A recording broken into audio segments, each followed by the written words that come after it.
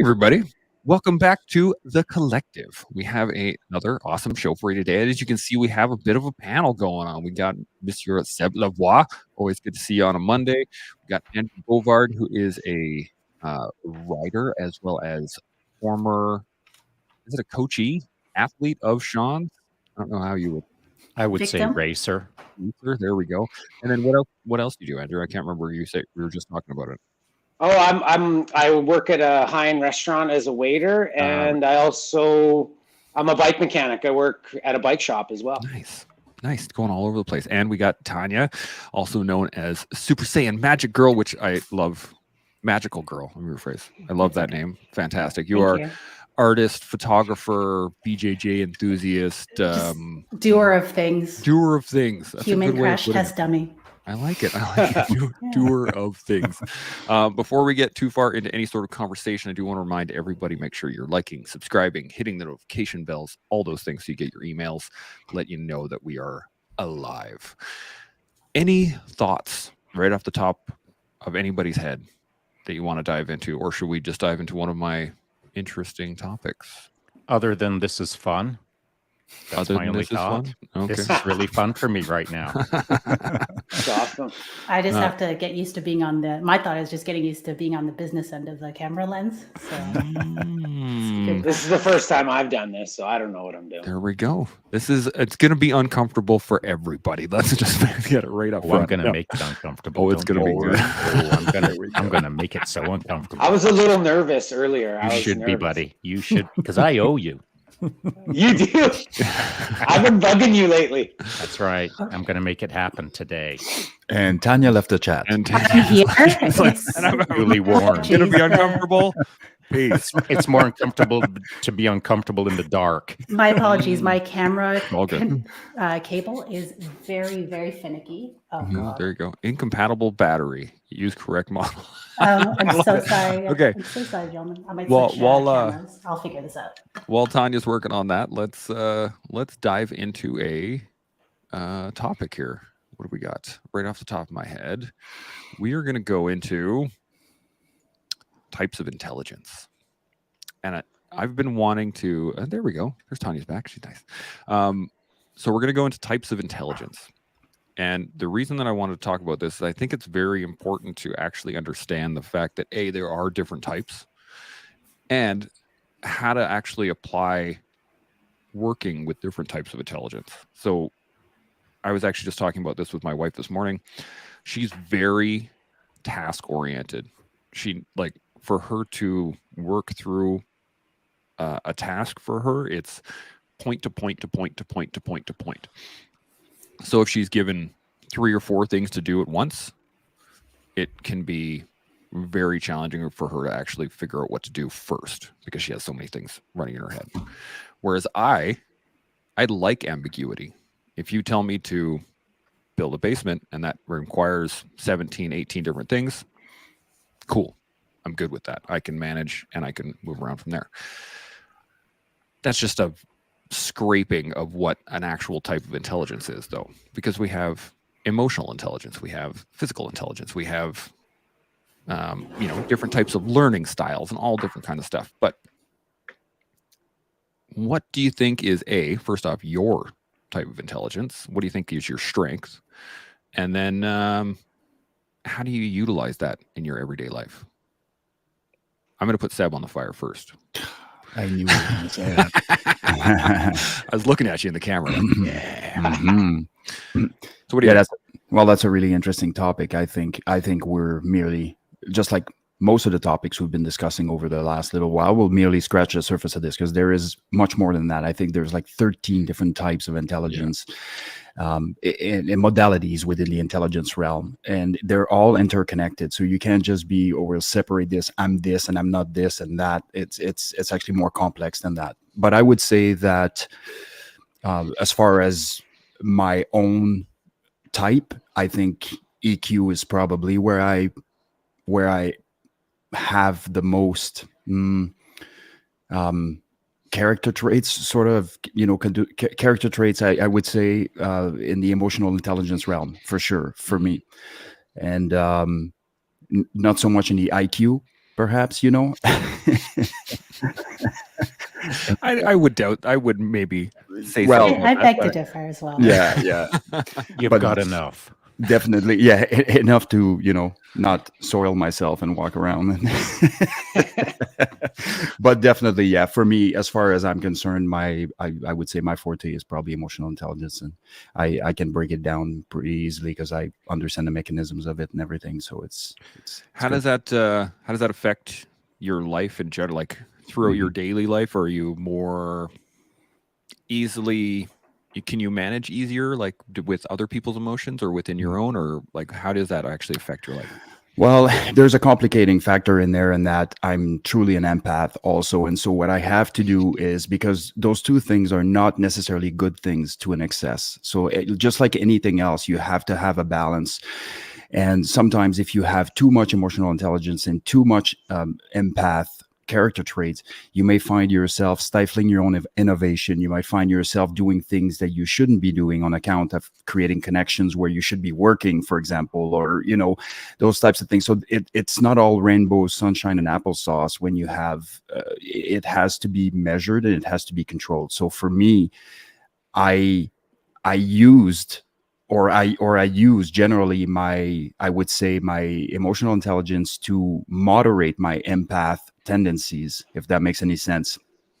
And so instead of letting my empath side take all the pain in the world and swallow it, or all the frustration and negative energy or positive energy, even for that matter, is to try to be somewhat moderate in what I take on and what I burden myself with, so to speak, because otherwise it gets to be very unmanageable. If you're taking on the pain of the world and you're walking around carrying everybody else's burden on, in addition to yours, when things aren't going the way they should in your own life, it can make for a very interesting ride. So you have to have it under voluntary control, and that's probably my biggest asset, I would say. I like it. Shaun, Tanya, or Andrew, who wants to go next? I don't mind going next because Shaun, by I all can means.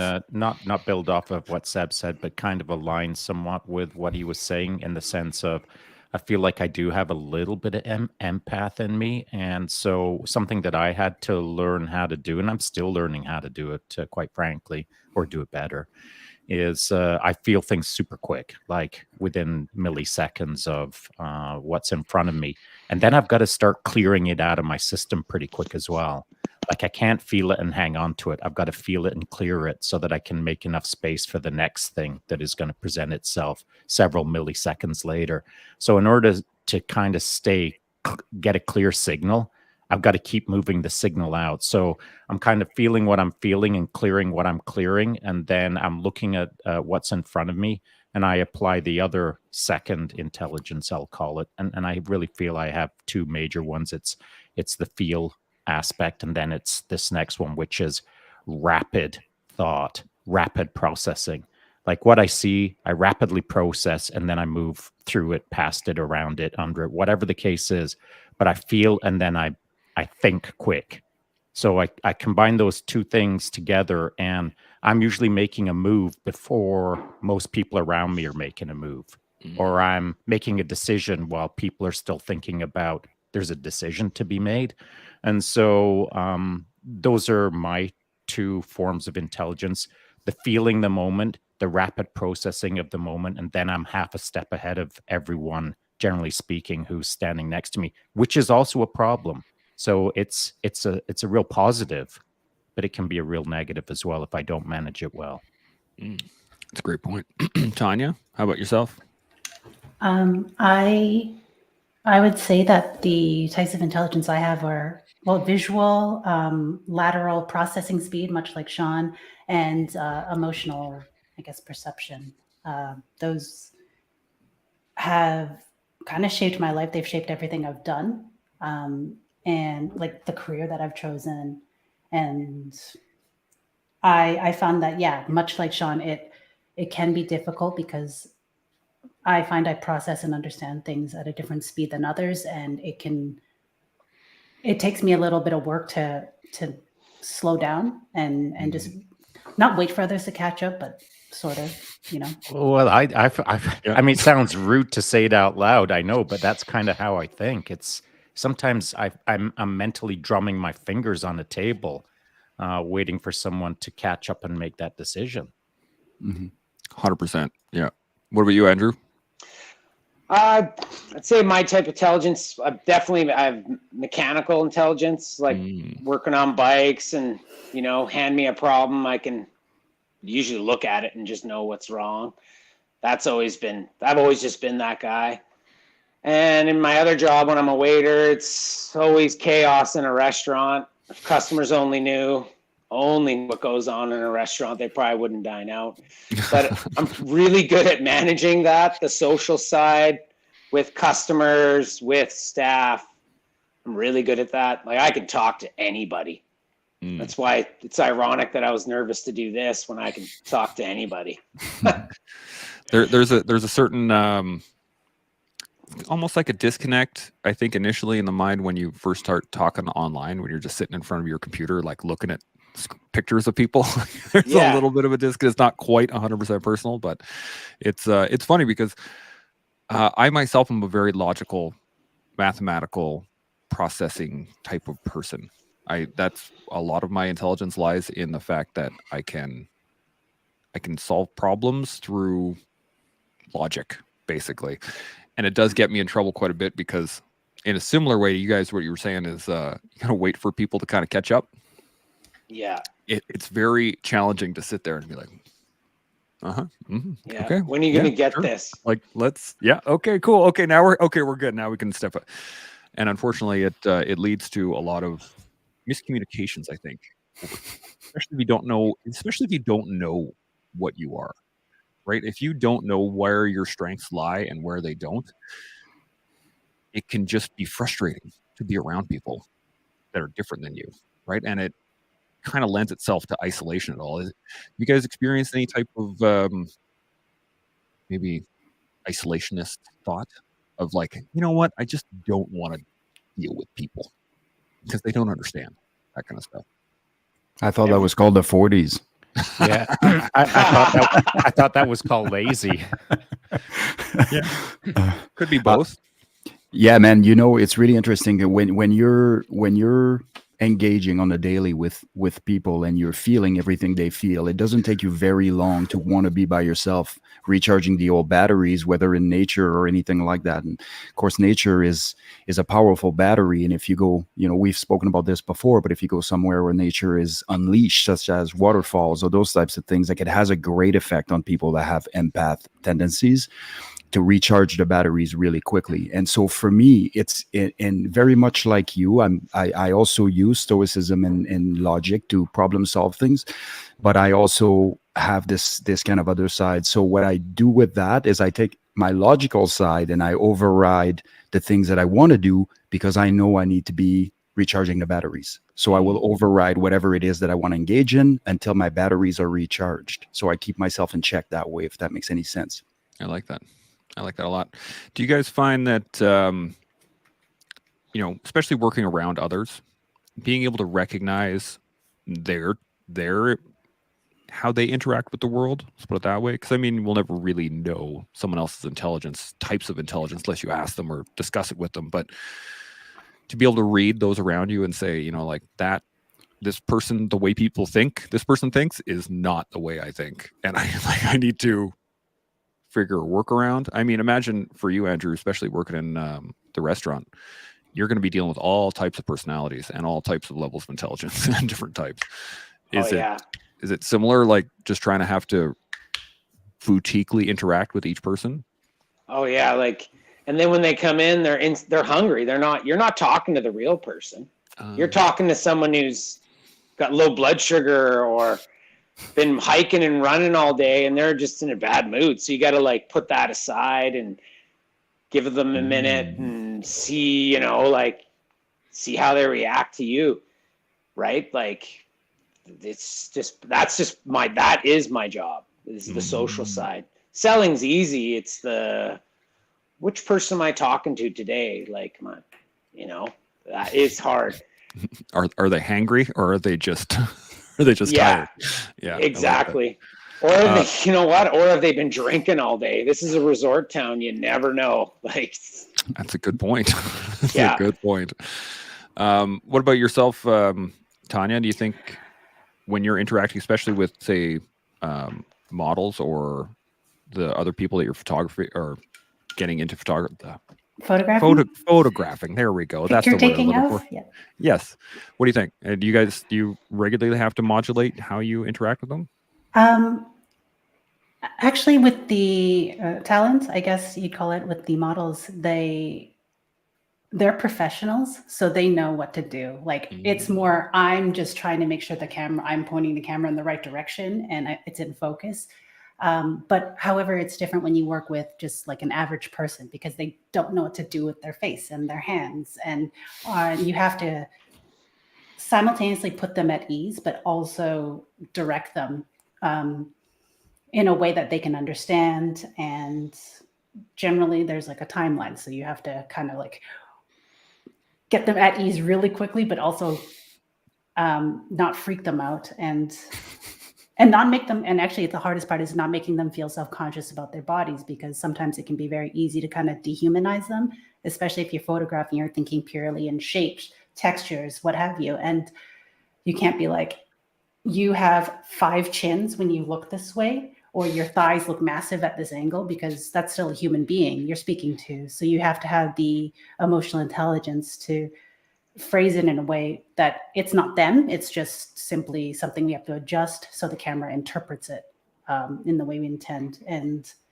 actually, I just wanted to say with Andrew, I waitressed for 10 years, and there's this hilarious quote where that really resonated with me, in the sense that a waitress is something between like a prostitute and a therapist. Oh yeah, I'd say more like a prostitute. Like, I leave every night going, man, I'm a prostitute.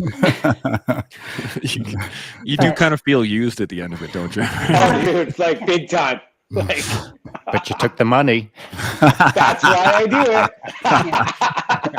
it. And yeah, I learned a lot about emotional intelligence and just how to deal with different types of people as, like, a teenager, and just understanding that some people think in ways that are completely just different and foreign to you.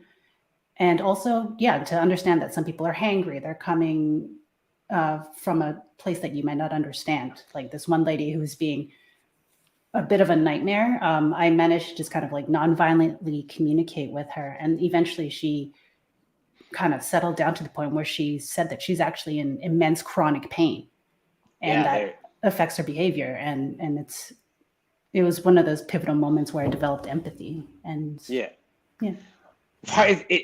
like, I'm good at dealing with people who on a non-work level I wouldn't respect. Like, one of our regular customers is a dog medium.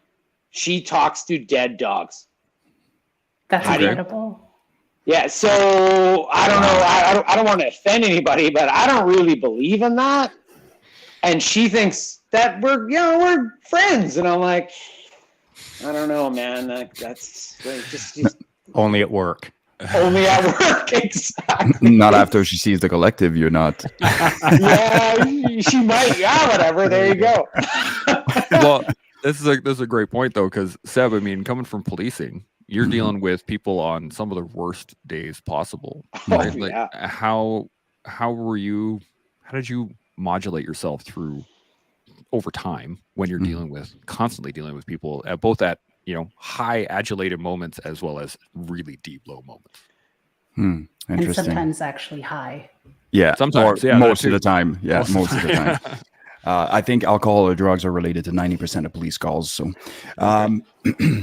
I was going to say, right before I launch into answering this one specifically, something that you said that was very interesting with respect to understanding other types of intelligence and those sorts of things. What, as a leader, and if you have people that you are leading, you can test for all of those things. And yes, there is some theoretical axe to grind with some of the tests at times, but some of them are actually very accurate. And if the person can corroborate the test results with who they are and say, yeah, this is 100% me, it has do's and don'ts and all this stuff. So as a leader, if you don't know your styles and you can run those tests, you can spend an entire day establishing the baseline on your group and really understanding how a person responds to reward system, how another person likes to be communicated in what way, and all those things. You can really tailor made your approach. And I'm not suggesting that you should have 9,000 ways to do things, because there isn't 9,000 ways anyways. And so, but you can really establish who you are leading, and that allows you to be the leader you need to be for the people that are directly under you.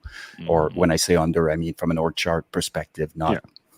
Anyways, with that, what was the question again? I was just wondering how you regulated dealing with people who were not of their right mind. Well, for me, and I've said this, quite a few times before, but my benchmark for me was always the same. What if this was my mom being spoken to by a police officer, right? What would I accept? What would be acceptable? What wouldn't be acceptable, for example? Now, sometimes you need to elevate to de-escalate. So there's some tactical judo, there's some verbal judo that may occur there that makes it look like I'm either escalating or elevating or whatever the case may be, but it depends on the person that's in front of you. But as far as the rest is concerned, this is your job, right? Like, you are paid to do this 12 hours a day, every day. It's your chosen profession. It's something that you are going to have to deal with. It doesn't matter. Like, you can go to anybody's job. There's always a whole bunch of pet peeves that are associated with that job. It doesn't change anything. You have to do what you have to do. And that's kind of how I went about doing business, right?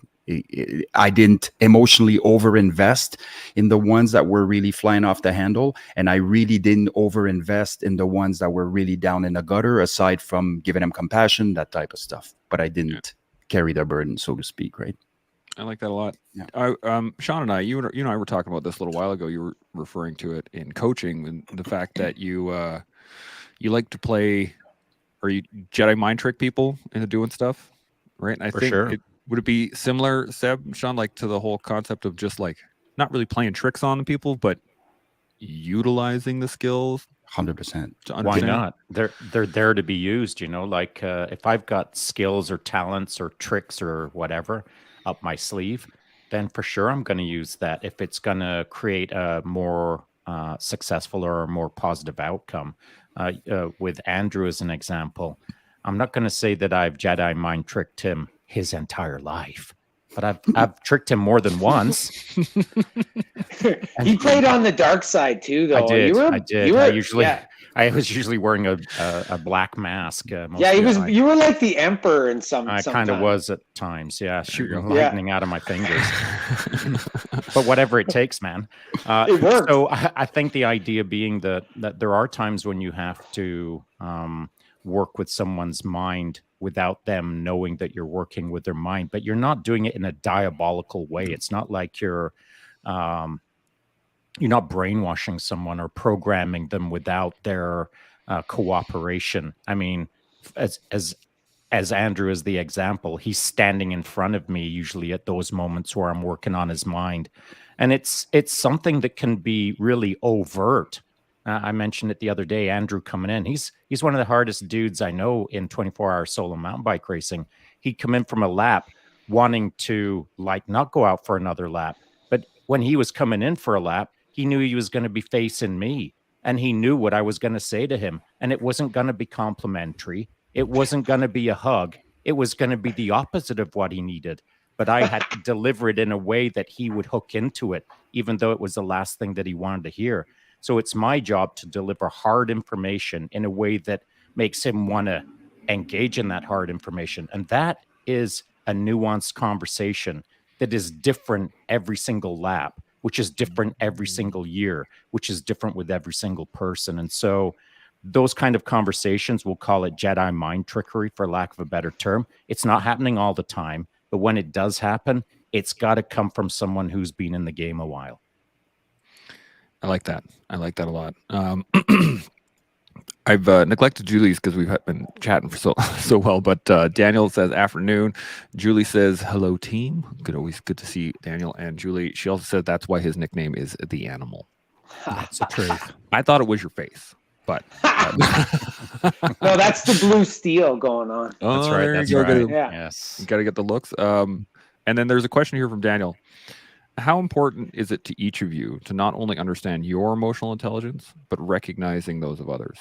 I think we kind of covered that, but is there any other points on that? I would say that's probably the majority of it in a sense, because the emotional intelligence is part of recognizing it in other people, because you have to interact with people every day. So Absolutely. Yeah. And by the way, I've interacted with all of you in person. Has anyone else? Can anyone else say that? No. No. No. But I can. And because I can easily say this, that before I would have stood in front of you organically or physically, any one of you, I feel like I would have known you through this kind of a medium, through a digital medium, because I've been around enough people like all four of you that my digital interpretation will usually match up with my organic interpretation. And so that's an important distinction, I think, of to your point, Tanya, with emotional intelligence or emotional IQ. You should be able to get a read on society out there in order to improve your own emotional IQ.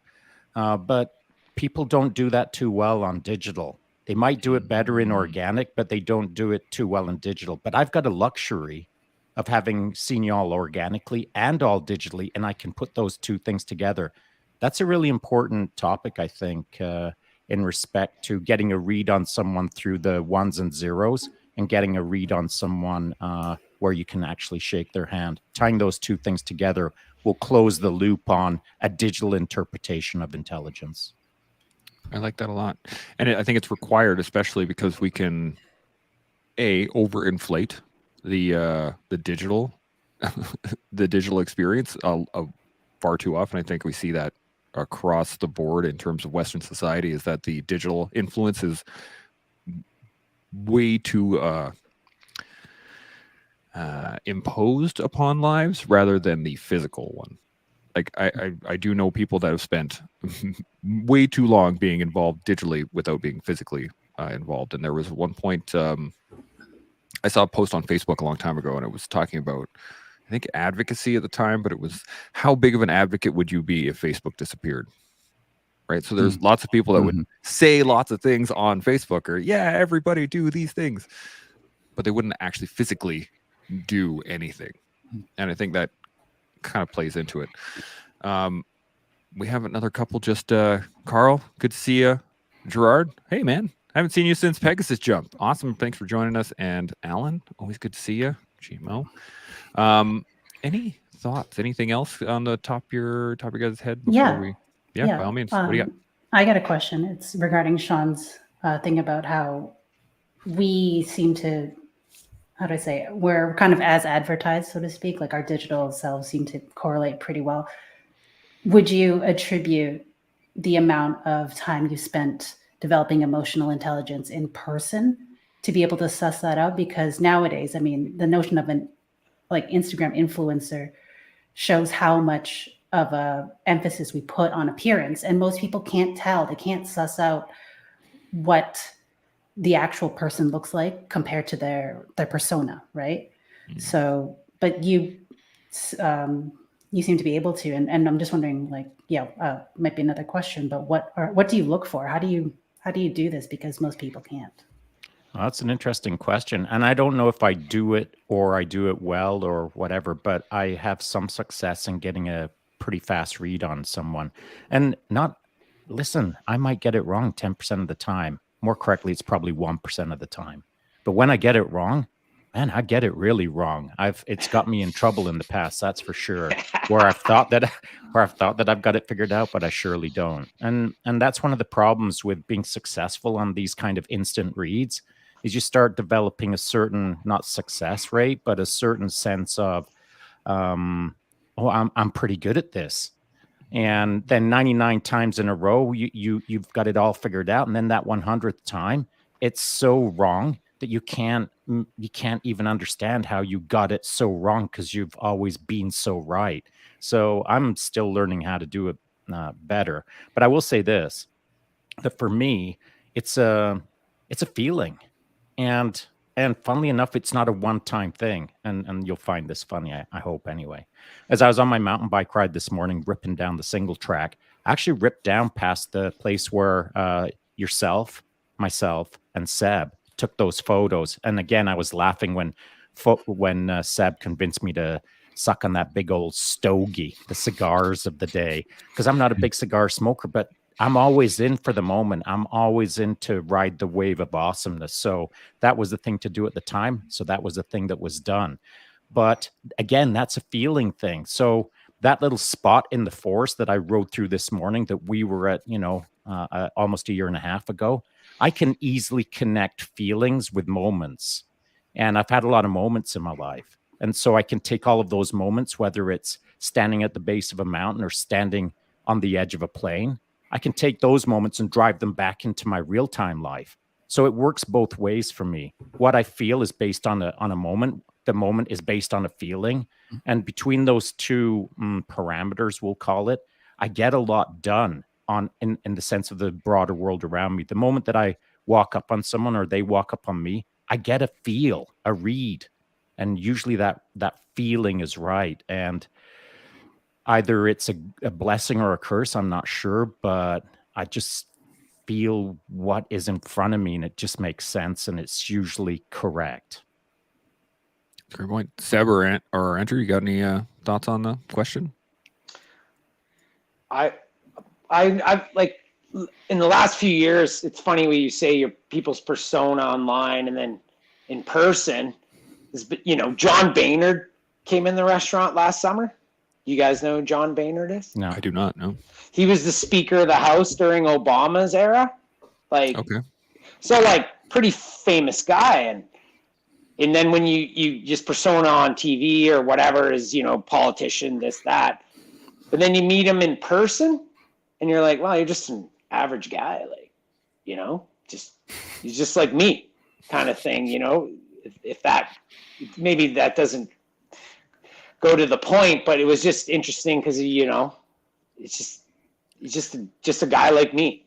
Yeah. It's kind of interesting to meet the guy because I guess he would have been second most powerful guy in the U.S. at one point, but he's just a guy coming in, having a beer and eating a steak. It's kind of cool.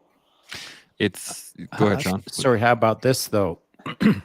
Something that I find interesting, as I look at this panel, everyone here right now is operating exactly as I anticipate. Everyone is exactly who I know them to be right now, which is different than the story that you just told, because that dude was not the guy who stands in front of the microphone, in front of the TV cameras in order to be speaker of the XYZ. So two different people, the camera person and the person who walks down the sidewalk mouth breathing, the same guy, but two totally different guys based on, I think of it as a false representation. But all four of you are the same here in front of a camera, just as you are the same out in the forest. To me, you're the same righteous person. And so I find that the types of intelligence, if you are comfortable with your own intelligence, you don't have to craft multiple personalities. You don't have to be all kinds of 12 different people, depending on which camera is shining on you at the moment. So I don't know. It's just an observation. I like that a lot. When we first linked up in Pegasus Jump, and I was like, I think it was 15 seconds into it. We were just like, yep, the exact same people, right? There's no, there was no persona basis off of it. But this is kind of what I was saying earlier was the fact that we sometimes put the social media persona as the primary figure in life rather than the actual physical person, our own physical person in life. And that if you start to buy into there's an old drug dealer term, you never get high off your own supply. And I think social media does that, though. It allows people to get high on their own supply, right? They just put this persona out constantly, based off of what they think they want without any actual introspection of who they are, what type of not only what type of intelligence they have, but how best to utilize it. Right? They just have this persona, and they're just trying to continually get high off that persona. Does that make sense? At least Yeah. what came to my head. Yeah, I mean, like social media, and especially something like Instagram, there's a team of like psychologists and everything just made to engineer that app so it hits all those reward centers, and people are both financially and dopaminergically like rewarded by these things. So of course they'd be incentivized to put forth a persona. You see it all the time, like, you know, in the jiu-jitsu crew, there's people who put forth something and in person they're completely different. So it's kind of by design, you know. It kind of do it sucks. to us. I like it. I think of social media, for me anyway, as an outcome of my day. So I'm gonna do what I'm gonna do, and I might as well hit record because that's what I'm gonna do in my day. I didn't craft my ride this morning to make it look rad. I just rode. And whatever I do this afternoon, it won't be crafted to make anyone stand up a little bit taller and pay attention. I'll just do whatever I do. Social media to me is an outcome of what I do anyway. I'd like to redirect the conversation just slightly, just for us to think about something else. Like, we are talking about all these external factors of how people are reflected and all these things. And for me, what I like to see and what I like to do is to reflect internally, because I'll put Andrew on the spot there a little bit. He had an impression that person was on a certain pedestal based on that person's persona, professional, you know, presentation, those types of things. That person shows up and he's a dude wanting to eat. So now Andrew looks at him and he's like, this dude's just a dude. This dude was always just a dude. You made him to be something. You made him to be something he wasn't. And then he showed up and he was just like you. Right. Yeah. And the reason why I'm saying that is because it's important, because the person that causes the reaction isn't necessarily responsible for the reaction we're getting. So you can't say, I saw this guy, and when he showed up, he wasn't the same guy. No, you saw this guy with your perception of him, and now he came to be, and you connected with the fact that he's just like you, right? And I'm not suggesting that it's a case here, Andrew, but what I am saying is often it can happen. So what are the internal factors that I control? Why am I worried about what this influencer is doing and this other, and why am I even worried about trying to establish what that person is all about? What is it to me? So I can tell you this is how humans do things. We either go black or white. It's like, I like this person, I don't like this person. It's like, well, actually, there's all kinds of shades of gray in between here. That person may have the ability to articulate themselves, so I'm going to give them a check mark for articulation when they speak. That person may have the ability to connect with people in a certain way. I'm going to give them a check mark for that. It doesn't make them that I like them or don't like them. Those are things that I'm able to, you know, over time establish who they are. But anybody who thinks that we can just go around knowing what people are and it's very, very deceiving. And being in policing was very was the light bulb moment for me, because you're wrong so many times when you do this and you get to corroborate the story. You realize how wrong you actually are, even if you're really good at doing it. And so, yeah. So let me challenge you with that. Sure. Because you might be wrong, but you're way more right than not guessing at all. And so when you are walking into a room and you start getting a read on the situation, you getting a read is putting you closer to the solution than not doing a read at all.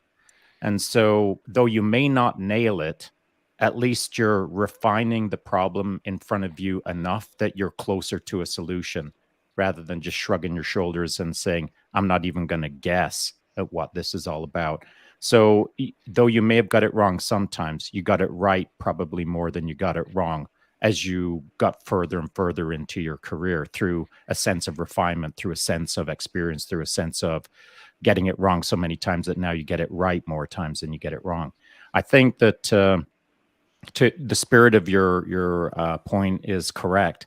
I just don't want anyone to think that they should stop trying to get a read on a situation. Yeah, and that's not at all what I'm saying. What I am saying is it has to be evidence-based.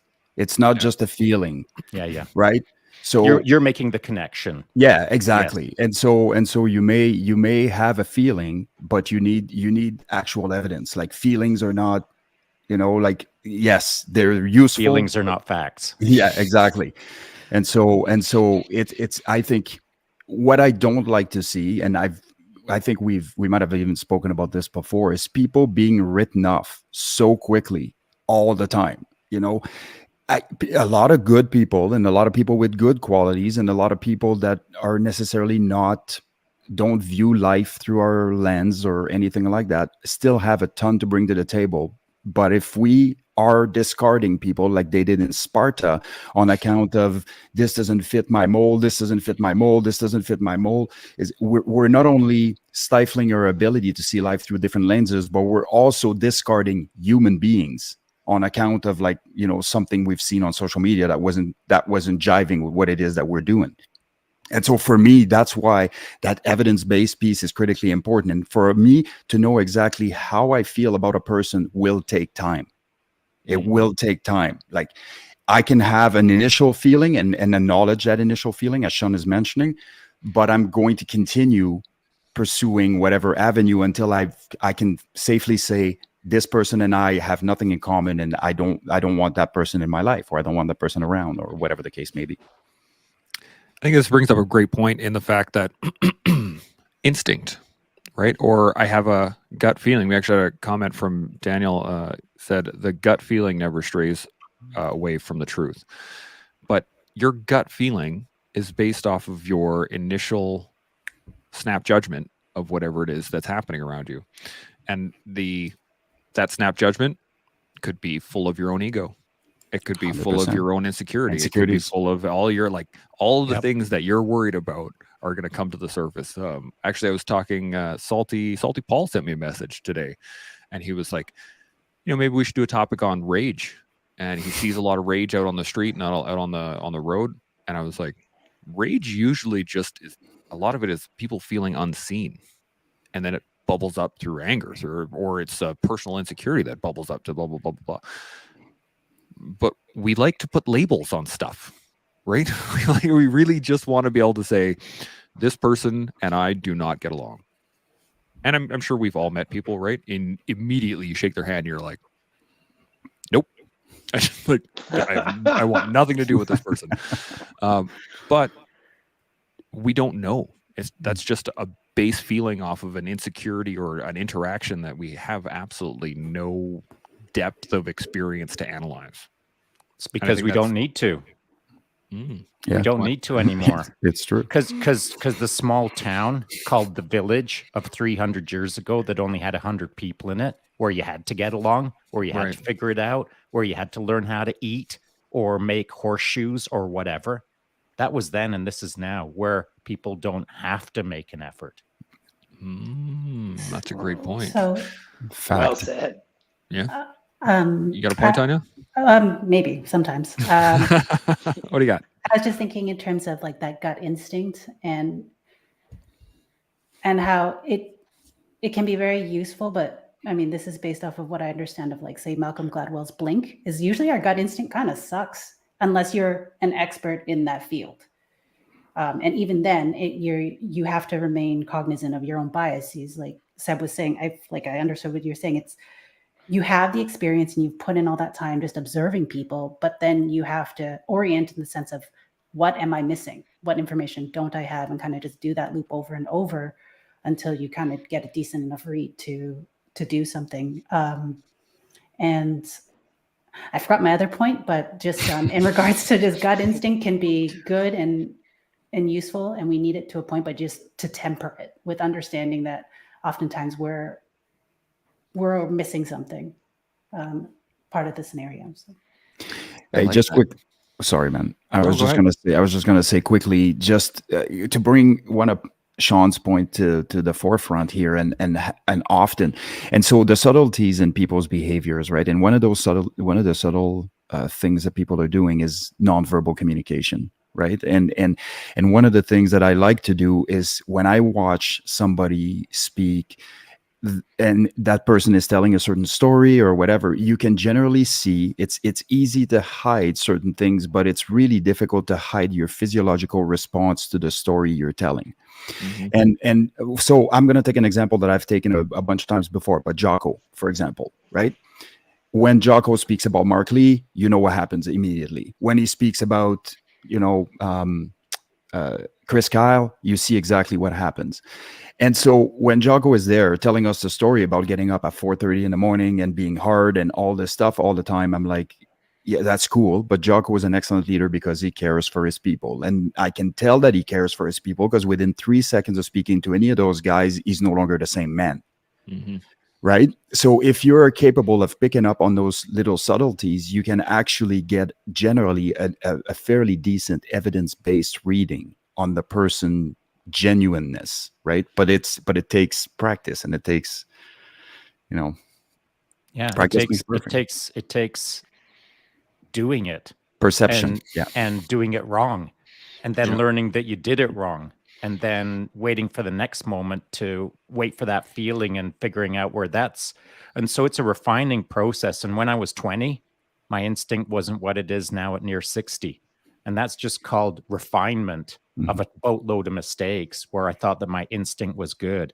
And, the idea being that your gut or your instinct or your sixth sense or whatever, all of these terms, whether it's true or not, that's for someone else to decide. I believe in it because I've experienced it. I know that it's a thing for me anyway, but it isn't a 100% money back guarantee thing. It's a thing that you have to learn how to drive properly. And that means that sometimes you put it into a tree or you put it up on the sidewalk. You know what I mean? And sometimes the keys get taken away from you. But the idea is that you have to practice these things in order to get better at them. And if you don't believe in it, then what are you practicing? You're not going to be practicing anything that you don't believe in. So you've got to take it almost at face value that there's a thing called instinct, and then you've got to play with it, and then you got to make mistakes with it, then you got to get better at it, and then at some point in your life, it's almost right all the time. Try to disprove your own bias if you can, right? Another good strategic way to do it is to try to disprove your own bias. So if I have an original idea about somebody, I'm going to set myself to try to find reasons why that person isn't the person that I think they are or that I perceive them to be. And so instead of doing the other way around, which is essentially hunting and chasing for the things that are going to corroborate your version of event, which is the equivalent of having an open mind, having a curiousness, but a closed mind. Now you're doing the other way around. You're actually trying to find reasons why that person does not fit your narrative. And that generally helps not alleviate the bias, but balance it a bit. Yeah, I like that. It's certainly very an open-minded approach. I like it. I'm just laughing because, sorry. I was just laughing because, my first impression of Shaun was just like, maybe he's an accountant. Maybe he's just some guy. He's just some guy at my jujitsu. He's a nerd. He's just like, just like a harmless nerd. And yeah, through, experience and I started noticing there's something about this guy that's a bit off. There is. So much, but just something that's a little different, off in the sense of my initial perception, my initial take on him being like, I don't know, probably Shaun from IT, which isn't wrong, but then I began picking up on things that challenge and, even like hints and just how well he communicated and his hints at like a little bit of military experience. And then you start building a more accurate picture. So I just wanted to laugh. Like that's one of those instances where my initial take completely off. But it's kind of a cool thing that you raised that, because I guess what we all do, probably I think every person does to some degree, is we show what we want to show. If we've got 5 cards, maybe we don't show any of them. Maybe we just show 3 of them.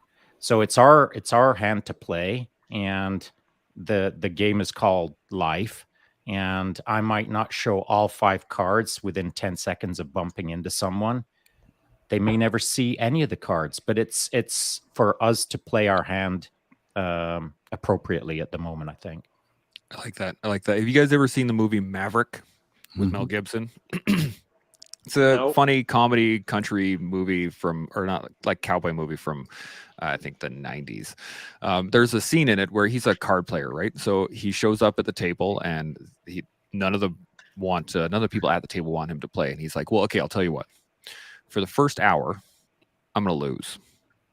I'm going to spend that first hour just sitting here losing, and you'll be fine." And they were like, "Okay, sure." And so he sits down, and the first thing he does is picks up his cards, and they're backwards, right? They're facing everybody else. He goes, "Oh, right," and then he flips them back. And he went so overboard about showing everybody else that he was losing continually over and over and over again. And then as soon as the hour was up, he knew everybody's tells. He just sat there and he observed them in Smart. that moment while being the fool, right? He was showing his cards, but he wasn't showing all of his cards, as to Shaun's point, right? And I think that we do this in life regularly. We just have to understand that we are in control of it. And there's many times in our lives where we just allow our cards to be seen. You know, if you hold your hand out farther away from you, there we go. So I'm in the camera. You know, you can hold your hand out farther away, and everybody around you can see your hand, or do you keep them really close to your chest and you can't even look at them? Or, you know, so I think it's a very important point to understand that it is a choice as to what you're showing the world and what you're not showing the world. Yeah, and maybe a little bit more refinement to that is it's a choice, but it's a strategic choice or a tactical choice, 100%, depending on the moment. And so sometimes I might want to hold my hand out a little bit further so the person on my left and right can understand that I've got cards and I'm going to play a game, and that they're actually playing the game with me right now by looking at my cards. So, you know, the idea being that it's my job or our job to figure out how much of the game to show and how much of the game you want to encourage other people to join in on, rather than everyone playing their own little isolated hand and not actually interacting and not making it a fun poker game. Yeah. I think there's a great little point on that too, is to understand that you might be playing poker, but Tanya might be playing euchre, and Andrew might be playing spades, and Seb might be playing bridge, right? And if none of us communicate that to each other, we're all going to be throwing down cards left, right, and center, and nobody has any idea what's happening anymore. Just as long as I win, I don't care. Of course, got to get the W, right, wherever you can.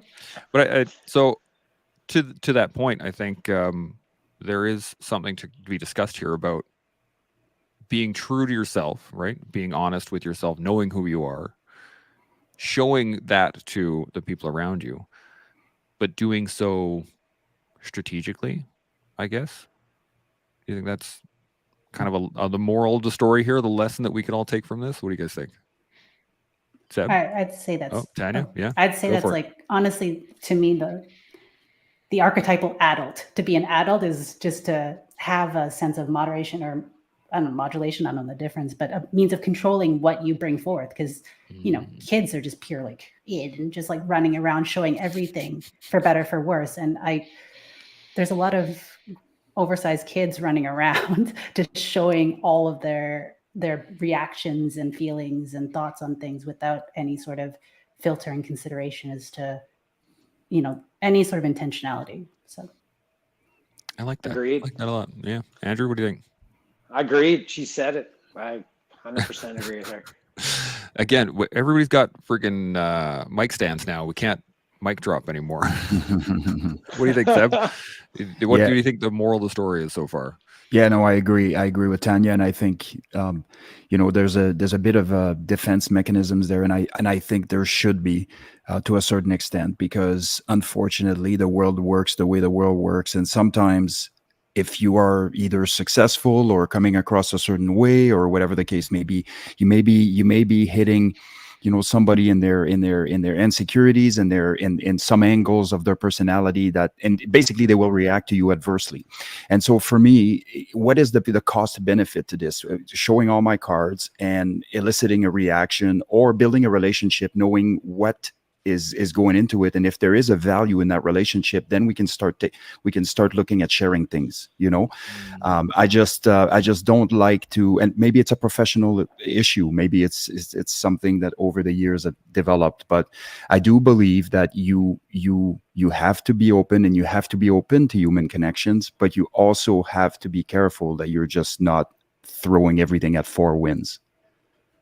That's a very good point. Shaun, any agree. thoughts on it? Yeah, the thought I had rattling around in my head is based on the card game metaphor that we're chucking around right now. And here's the thing that keeps running through my head. It doesn't matter who you are, whether you're playing at a world-class level or if you are being introduced to the game of poker for the first time today. It doesn't matter who you are. What you have to realize is the stakes. The stakes ain't toothpicks. The stakes ain't little pegs. The stakes ain't little circles, colored circles that you change back and forth. The stakes are your life. Mm-hmm. The stakes are the game that we're all living right now called life. So it ain't tiddlywinks that we're playing when we're playing poker. It's the game of life. So strategy and tactics are things that you should be considering as you get better at the game, because that's how you play a good life. I like that a lot. Agreed. Right? Mic drop. Exactly. Yeah. Shaun, I think you need to get back in the whole little swipey thing. Just knock it. Yeah, just knock it. Shaun, don't drop that mic. It's expensive. Dude, it is. Seb, Yeah. it's expensive. How do you know, Andrew? Yeah, Shaun. Oh, sorry. Do you need us to lend you some money, Andrew? What is even going on? Oh man, I almost got out my DJ mixers and Dude, my get other in the mics. game. I'm not getting that stuff out. Then I'll Get just in the sound game. better. Like the mic, I'll have a better mic. I don't want to up your mic game. I don't wanna... Oh, yeah, you do. This allows us all to bring the game up, right? It's like And a then mic we- measuring contest. Oh, Oh, I see what you did Easy there. Yes. there. Well like played. I mean, Uh, Seb's always fiddling with his, so I guess it kind of makes sense. Oh, let the chirping begin. We do have a couple good comments here before we shut her down. I just want to point them out here. Daniel says, gut feeling / first impression, and then evolve and evaluate it in more depth. And like Seb said, removing your bias. I think that's a great point, Yeah. Daniel. 100%. And Julie says, get your game face on, show what you want at the appropriate time. I think that's Yes. solid. 100%. Any final thoughts before we shut her down? Any last minute bubbles in the top of your head that are coming up? Tanya, anything? It would be a question, but it might be better for another time. It's just for me. I also, in regards to intelligence, I'm happy to see that the conversation of neurodiversity is coming up, where they need different types of intelligence. So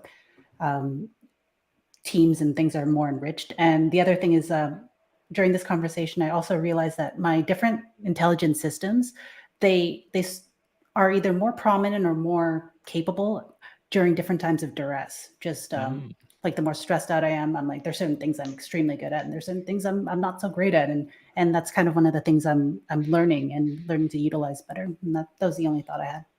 Awesome. Andrew, any thoughts?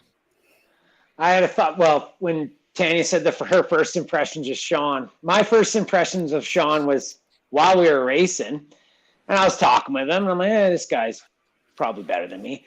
And asked him where he was from, and he's like, I live in Calgary. But I'm like, why is this guy with a Texas accent? Because he kind of had the Texas Little bit of drawl. Yeah, and I'm like, is this a tactic? Is he lying to me? And that was my first impression of Shaun. Was Get it used to it. psyops? It's a great first impression of Shaun. Yeah, I was Lie like, to me. he's for sure lying to me. He's from Texas, like, because I guess you just got back from Texas. I'm not That's sure, right, that's but right. Yeah. yeah. That's fantastic. Seb, any final That thoughts was- on what we've been going over? no, not really. No? Okay. He's all good. He's done playing with his mic, so okay. Shaun, what do you any final thoughts? Yeah, I would like to set Tanya's comment off to the side on neurodiversity, because it's a great topic, actually. Absolutely. Yeah. Building a team around a variety of different neurodiverse approaches or observational skill sets.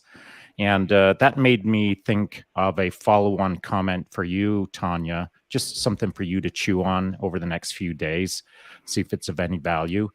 While you're in this group right now, I'm curious as to whether your neurodiversity shifts in respect to communicating with us and some of the characters that you know versus another group that you would communicate with on a daily, and how it draws either the best or the worst or different out of you. You know what I'm saying?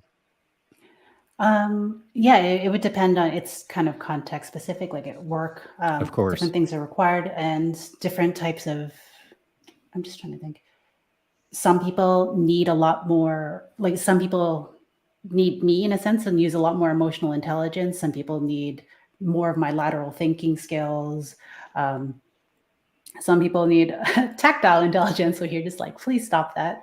And just not putting hands on them, but kind of a little, just like, physical communication. And I would say that, yeah, here it does bring out different things. And I don't know what they are yet, but I'm sure I'll have to chew on that, like you said. Cool. I like it. Well, you are welcome anytime. You got an Thank open you. seat here any day. Andrew, same with you. Thanks, Well, man. maybe It not was fun. any day. Maybe not any day. Every Well, day. I got a bike a lot, so That's true. That's true. Well, we'll get you on here for sure. Oh my god! So there's one comment here I just want to put on that. Love Shaun from IT. He's going to fix my router, do my taxes. That's or nice. something. Well done, Alan. I love it. And then Daniel's asking if you had the mustache when you first met Andrew. I think Yes. I did. Yes, I did. yeah, I had it the was full gunslinger mustache. handlebars. That's right. It was full handlebars. Is Is it right. like a bike theme Yeah. mustache? Because Oh Know, yeah, one day you and I are gonna have to have a mustache off, but like because mine grow in super thick, so we'll see one day, you and me. We'll see. Anything else before we shut her down here, or any more random jokes or poking fun at people? No, okay, good. That's what the green room is for. That's That's what the right. green room's for, exactly. So while we go and chirp in the green room, I hope everybody else has had the ability to learn and build and grow here on the collective. And we'll see you tomorrow with more cool people, more cool conversations. Gmo. JMO.